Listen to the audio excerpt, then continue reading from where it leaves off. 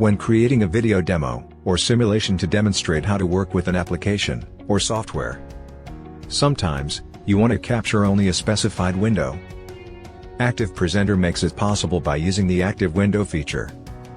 To view the active window, in the View tab, select View Active Window button.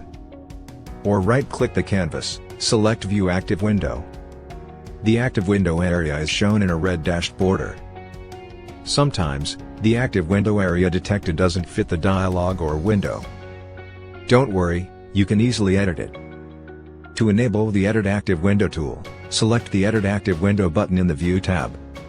Or right-click the canvas, select Edit Active Window. You can drag the resizing handles to adjust the boundary of the active window area if needed.